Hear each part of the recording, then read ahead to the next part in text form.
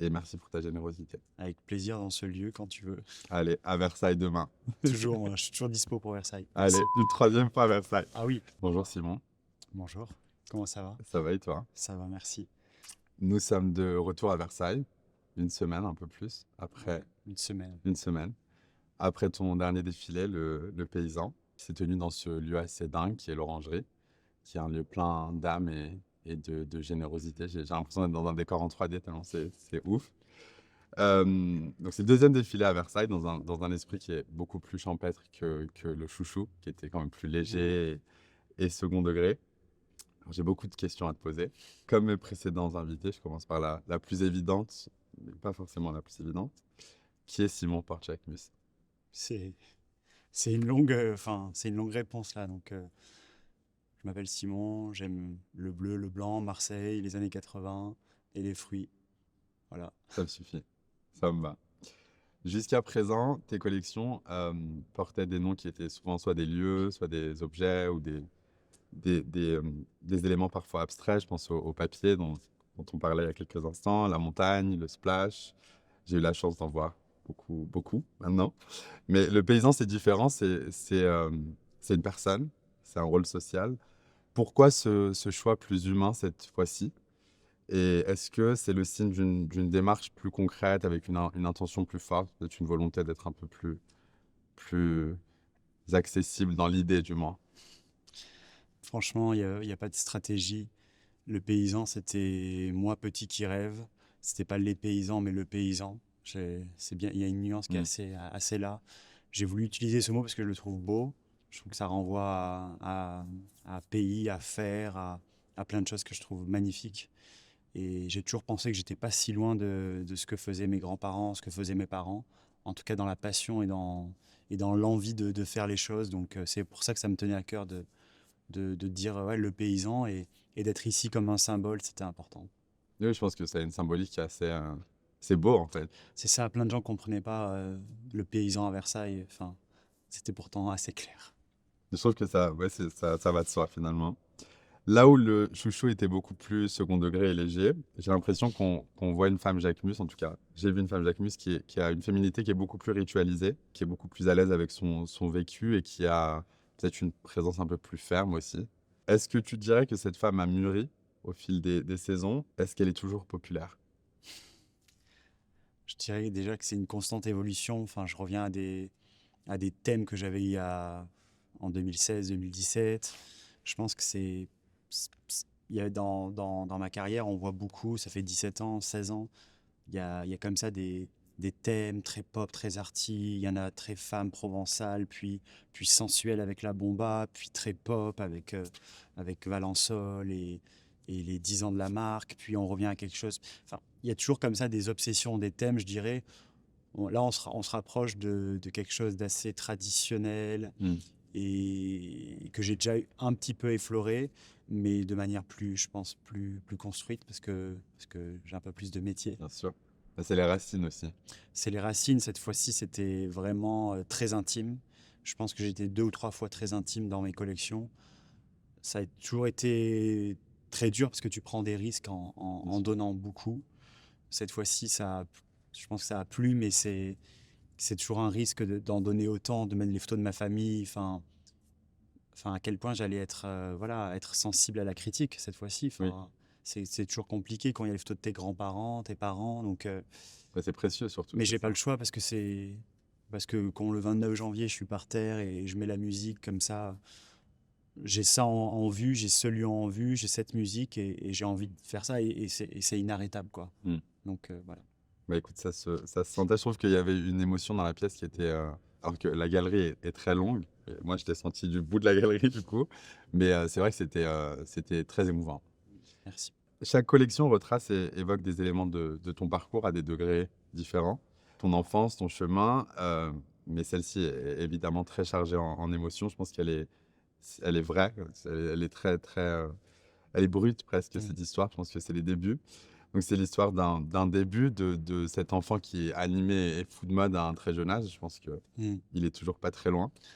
Dirais-tu que c'est un exercice de mise à nu qui est compliqué et est-ce que tu trouves que c'est vulnérable, c'est dur d'être vulnérable dans une industrie qui impose autant de rigueur, de sévérité, de C'est dur, mais c'est toujours en étant moi que j'ai réussi à faire tout ce que j'ai fait. Enfin, c'est en écoutant juste mes idées, mon cœur, que j'ai décidé de prendre mes copines et aller faire une grève, une manifestation devant le Chaux Dior à l'époque, puis ensuite Avenue Montaigne, parce que j'étais fan de cette rue.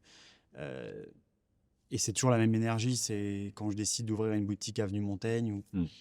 où les gens sont pas trop sûrs dans ma boîte, quand je décide... Enfin, et c'est toujours comme ça ouais, la vision et l'envie de... Et je sais pas. Pour moi, c'est pas. Je connais rien d'autre, donc c'est pas dur. Enfin, c'est presque, c'est très honnête, quoi. Mmh. Bah, c'est vrai elle peut être un peu difficile à entretenir, du moins à garder cette innocence quand les choses prennent de Ouais, l'ampleur et oui, bah, je suis moins naïf que quand j'avais 19 ans ou 20 ans, mais je sais qu'il y a toujours quelque chose d'hyper pur comme ça, mmh. où finalement, j'ai pas vraiment changé, et je m'écoute. J'ai vu, un défilé d'une romance assez folle. Je pense que le mélange entre le lieu, les pièces, les visages, les castings, la musique était absolument exceptionnelle aussi. Un défilé qui est aussi entre des moments d'émotion, de bonheur, de joie. Il y a un peu de nostalgie, il y a de la sensualité comme tu dis. Hem, Si ce défilé n'était qu'une seule émotion, tu choisirais laquelle? Hmm, je pense le bonheur. Il y a beaucoup de mélancolie, mais il y a un bonheur fou. Je Mmh, dis toujours que je me vois, ou quand on me demande tu te vois où dans 10 ans, je dis toujours la même réponse depuis que j'ai 19 ans, je dis heureux. Et je pense que ça, c'était important aussi. Cette collection, elle m'a rendu beaucoup heureux, elle a rendu beaucoup heureux les équipes. Je pense que ça a été un vrai moment de joie. Il y a eu quelque chose comme ça d'assez magique. Et je dis souvent, la magie, on ne peut pas l'inventer. Je sais pas, le prochain moment magique comme ça, il sera mmh, quand? Donc il faut le profiter. ouais. C'est ce que je dis aux équipes en ce moment. Je dis profitons de ce moment qui est un peu magique, parce que la mode, ça se répète pas en fait. C'est vrai que la mode, Et ça se répète pas. la magie non plus, donc voilà, je dirais le bonheur. Bah, c'était un moment de partage en tout cas. Je pense que la générosité de la collection fait que on a l'impression que finalement ces 12 ou 13 minutes de show, elles durent beaucoup plus longtemps parce Mm. que moi j'en ai des souvenirs, je pense l'avoir digéré bien après avoir quitté le show, ce qui m'arrive souvent sur tes défilés. Et c'est vrai que sur le moment, il y a un surplus informatif et émotionnel qui me déborde un petit peu. Et après, dans la lecture des choses, même quand je fais une espèce de rétrospective du truc, je me dis en vrai, c'est vrai que émotionnellement, c'est tellement chargé que j'ai pas une opinion au moment où je quitte la pièce. Donc, C'est bon à savoir. ouais. Dans un monde où finalement les classes sociales prônent et on est un peu chacun dans des moules et nous définissent malgré nous et souvent définissent les portes qui sont ouvertes ou non. Mhm. Tu te sentais responsable de raconter cette histoire et d'où tu viens et de le remettre sur le devant en tout cas. Parce que, ouais, pour moi, c'est important s'il y a un enfant qui regarde et qui se dit, ben, waouh, Mm. c'est possible de croire en mes rêves, quels qu'ils soient. Enfin, ça peut être un rêve d'une école, ça peut être un rêve de faire un album, de faire une école d'architecture, enfin, peu importe, mais qui se disent que c'est quand même un petit peu possible. Je pense que je suis un exemple sur ça. Et pourquoi aujourd'hui redire que j'ouvre les portes de Versailles? Parce que si tu veux, le gamin de 20 ans qui a fait ce rêve-là et qui a fait tout pour y arriver, ben, il est arrivé, mais il est aussi arrivé nulle part. Si tu veux, Mm. la mode, c'est tellement instable depuis des années. Enfin, ouais, en étant indépendant, c'est vrai que c'était aussi réaffirmer que j'allais rester dans ce milieu, en fait. Tu as déjà eu cette notion de château de cartes un peu dans la manière dont la mode évolue et se prédit un petit Château de peu? cartes, non, mais quand on vient de rien et de nulle part, c'est vrai qu'on a toujours on a toujours la peur Mm. peut-être d'y retourner en fait. Et en fait, moi, ce qui me fait du bien, c'est de savoir que, en fait, dans le cœur, c'est l'important, c'est d'avoir dans le cœur et de rester le même. Et ouais. Mais c'était important de remettre ce symbole et de bien l'expliquer, parce que c'est Mm. vrai que ça peut heurter des fois Oui, bien de sûr. se dire pourquoi ce mot-là. Enfin, Non, je pense qu'il y a une dimension sociale symbolique où où ça veut dire vraiment quelque chose pour les gens qui est importante. Mhm. Je pense que ça s'est senti sur le Mais choix. j'ai toujours voulu parler de mon parcours, même, enfin, même de ma relation, de mon homosexualité depuis le début. J'ai voulu aussi être un peu une figure de repère aussi pour des jeunes, pour leur montrer que bah, c'est cool, on peut être différent, on peut s'aimer. Et ça a été vraiment toujours un sujet hyper important. Et c'est possible, C'est surtout. possible, Ouais. ouais. Il y a 15 ans aujourd'hui, la maison Jacquemus a 15 ans. Ouais, 16, 16 et quelques. 16 ans plus tard, j'imagine que les débuts étaient à taille relativement humaine. Et depuis, Jacquemus a parcouru du chemin. Mhm. C'est une maison vertigineuse, je pense, qui nécessite plus d'introduction, depuis un moment en tout cas. Mais c'est aussi une maison qui fait travailler des artisans, des femmes, qui donne des opportunités, des emplois. J'ai vu que après le show, tu avais partagé une story des femmes qui avaient fait la robe à crochet. Ouais, Et ça m'a beaucoup touché parce qu'elles avaient l'air tellement fières. les petites mains là. Oui. Ouais, elles avaient l'air tellement fières et tellement contentes. Et il y avait une photo d'elles qui regardaient le show en live. Et j'ai trouvé ça incroyable. Il y a 15 ans, avais-tu l'ambition de construire si grand?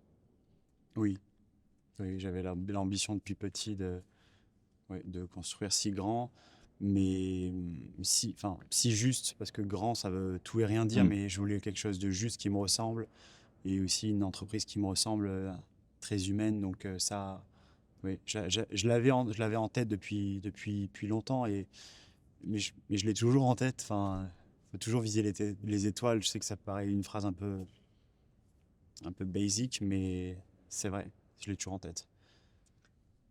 Là où la croisière était beaucoup plus intimiste et Mhm. architecturale, et là où le paysan est beaucoup plus ferme et sophistiqué en tout cas peut-être plus complexe dans certaines, dans la construction de certaines silhouettes. J'aimerais qu'on revienne ensemble sur les archives de la maison, notamment les formes et les volumes qui font l'histoire de Jacques Mus et qui sont très facilement visuellement identifiables.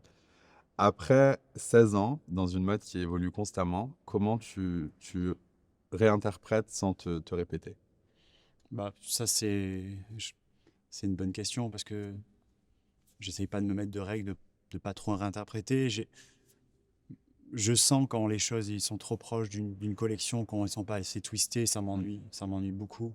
Mais nous, on fait beaucoup de drapés, on fait des fittings 2, 3 fois par semaine. C'est que du moulage quasiment. Mm. En tout cas, toute la femme, c'est que du moulage. Donc, je pense que il y a beaucoup de gestes, beaucoup de mes gestes qui sont les mêmes.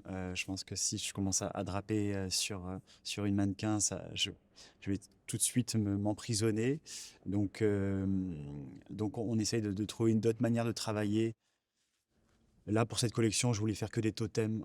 C'était très architectural encore. Je pense il y a cette notion comme ça de totem provençal dans la collection. On l'avait jamais vraiment exploré, donc on a trouvé des nouvelles formes, des nouvelles techniques qui nous ont aussi emmenés autre Mm. part. Je pense qu'aujourd'hui, on se focus beaucoup sur bah, tous les nouveaux savoir-faire qu'on peut ajouter à la maison et ça donne quelque chose de nouveau en fait. C'est Mm. ça et c'est mon obsession. C'est une nouvelle matière, une nouvelle finition, une nouvelle technique. Ça t'emmène tout de suite. On peut reconnaître des formes, on peut reconnaître des cache-cœurs, des vestes provençales, mais grâce à la technique, ça t'emmène Mm. ailleurs en fait. Ouais, c'est un ensemble d'innovations qui se C'est regroupent et ça. finalement, c'est une toute nouvelle idée. Oui. Est-ce que tu dirais que là où j'ai trouvé qu'il y avait certaines silhouettes qui étaient très légères et notamment la popeline que j'ai adorée en ouverture du défilé, est-ce que tu dirais que c'est un retour au premier code de la maison ou est-ce ils ont toujours été là finalement? Chaque défilé ouvre avec du blanc depuis quasiment 16 ans, 17 ans. Il y a Mhm. eu très peu d'impairs. La popeline, le coton, la laine, le lin. J'ai toujours été dans ça. Donc, franchement, pour moi, c'est une collection très classique de la maison où le risque que j'ai pris, c'est de parler, d'être très intime, Mm. mais sinon, je la trouve très classique. On retrouve vraiment des grands thèmes de la maison, enfin, et je pense que c'est peut-être pour ça aussi qu'elle a vachement plu, plus l'histoire. Mais pour moi, c'est une collection très classique. Mm. J'aimerais qu'on revienne un petit peu sur euh, l'industrie notamment et la pression qu'elle impose sur la créativité qui est un exercice quand même rocambolesque, c'est de la gymnastique, avec des impératifs économiques qui sont puissants, mais aussi une ère digitale dans laquelle on vit qui impose que tout ait du sens, que tout soit expliqué, que tout... on n'est pas vraiment dans une ère qui fait dans l'abstrait, finalement. Dirais-tu que ta mode est politique? Bonne question. Étant donné le sens, étant donné aussi mon parcours, je pense qu'on vient d'en parler, c'est totalement politique. Mm. Je pense d'être de nulle part et faire ça, c'est politique. Moi, je prends souvent la parole de manière politique. Ma mode est-elle politique? Je sais pas. Je pense qu'en tout cas, j'espère qu'elle est ouverte, qu'elle invite les gens, euh, clients ou pas clients. J'espère qu'elle fait rêver. Parce que je pense que ces derniers jours, j'ai lu beaucoup de messages de gens qui se sentaient inclus, Mm. qui sentaient finalement que la porte était ouverte pour eux aussi à apprécier, à comprendre. Et ça, c'est ce que j'ai voulu quand j'ai créé à 19 ans. J'ai voulu que, que la factrice de ma grand-mère, que ma grand-mère comprenne ce que je disais. Mm. Et être très clair avec des collections en français où on comprend le thème, où on comprend l'émotion. Donc, peut-être que c'est un petit peu politique du coup. Mm. Ouais, c'est vrai que c'est important parce que ça décristallise tout cet élitisme un peu autour C'est de... ça.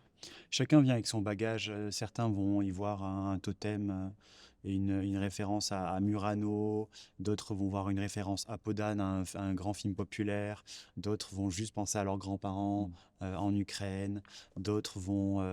Enfin, chacun vient avec son bagage, mais l'important, c'est de dire c'est ouvert. Ouais.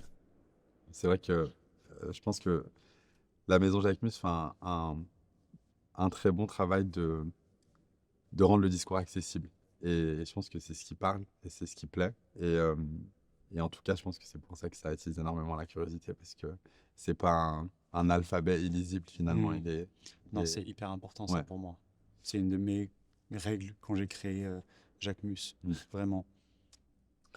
Les plus grandes maisons cachent souvent les plus gros secrets. Et on est à Versailles aujourd'hui, Wow. et avec ses nombreux mystères. Quels sont les secrets de la recette Jacquemus? Oula. Franchement, la sincérité, je pense, et de toujours. C'est assez clair, donc il n'y a pas de. Enfin, la recette, c'est que je suis le créateur de la marque et je suis à la tête de cette marque, donc je pense si c'est ça la recette, mais ça veut rien dire. Enfin, s'écouter et être. Voilà, comme je t'ai dit, c'est toujours assez clair où je vais. Et je pense que ça, pour les équipes, c'est assez cool. C'est très très clair. Mais toi, tu penses que c'est quoi la recette? La recette Jacquemus, c'est... Je la trouve très humaine, moi, la recette Jacquemus. Ok. Je pense que notamment parce que tu l'incarnes, elle l'est d'autant plus parce que en tout cas, moi, j'ai grandi avec un paysage mode dans lequel on n'avait pas vraiment de figures qui étaient accessibles, du moins dans lesquelles on pouvait se retrouver, et d'autant plus de figures qui étaient dans l'échange. Mm. Et je me rends compte qu'on a quand même finalement beaucoup échangé au fil des années sur les collections, et il y a un véritable débat qui s'ouvre, et c'est pas une vision butée qui va tout droit. Non, il y a beaucoup d'intersections, et je pense c'est un millefeuille d'humanité. Ok. la recette Bah, Jacquemus. c'est cool. Pour la mode, mettre ces mots-là, c'est cool. Simon, merci pour cet échange. Merci J'ai à été toi. ravi d'échanger avec toi, Merci à toi. et merci pour ta générosité. Avec plaisir dans ce lieu quand tu veux. Allez, à Versailles demain. Toujours, moi, je suis toujours dispo pour Versailles. Allez, Merci. une troisième fois à Versailles. Ah oui. Merci. Merci, Simon. Merci. Chut, merci beaucoup. Merci. Trop bien. Ouh, Ça va, merci. c'est facile. Ouais, non, c'était cool. Grave. Merci. Grave, grave.